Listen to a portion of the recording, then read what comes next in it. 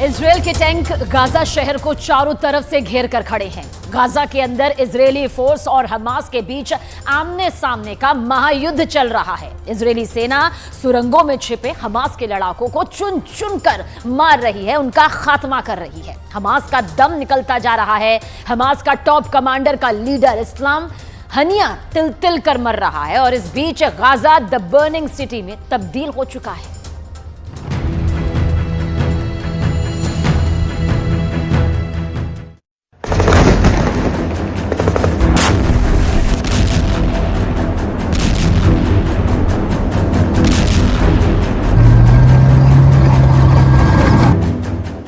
Gaza city पूरी तरह से घिर चुकी है। इजरायल डिफेंस फोर्स यानी आईडीएफ ने गाजा को पूरी तरह से घेर लिया है। गाजा सिटी की सीमा की इंच दर इंच ईंट पर आईडीएफ ने पहरा बिछा दिया है। इन जवानों की उंगलियां बंदूक के ट्रिगर पर है। एक ऑर्डर और छलनी छलनी। गाजा के गेट पर इजरायल के टैंक खड़े हैं। इजरायल के इंतकाम की आग गाजा को जला रही है। क्या अब गाजा की गली गली लाशें बिछेगी? खून ही खून होगा गाजा की गलियों में अगर वक्त रहते विश्व बिरादरी ने कोई फैसला नहीं किया।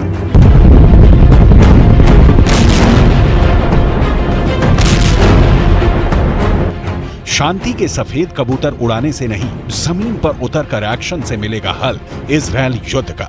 लेकिन ये हल किसे चाहिए, इसकी डिटेल जाननी बहुत जरूरी है। लेकिन उसके पहले खबर घिर चुकी सिटी गाजा की। पहले इसे नक्शे पर समझने की कोशिश करते हैं। गाजा सिटी गाजा के उत्तर हिस्से में है। दक्षिणी हिस्से में मिस्र है और पूरे पूरब में इजरायल की सीमा फैली है।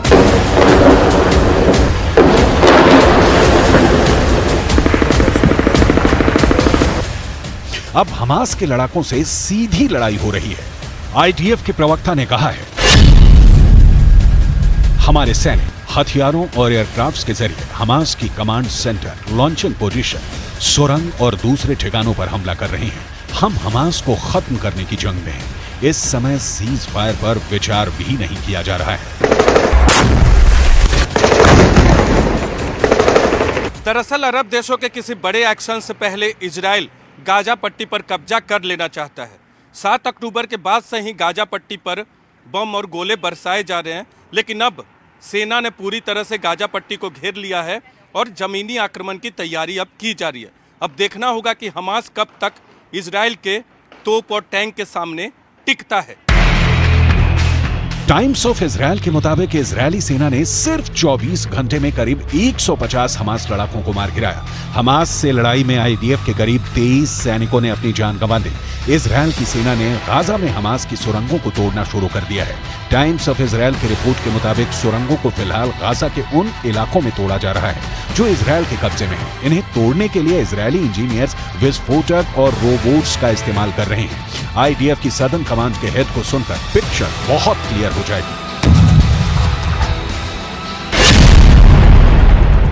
हो सकता है शुरुआत में हमास पर इन सुरंगों से हमले करें, इन सुरंगों की एंट्री बंद कर दें। हमास के कमांडरों को अंदर ही दम घोंट कर मारेगी। ये टनल अब आतंकियों की खबर बनेगी।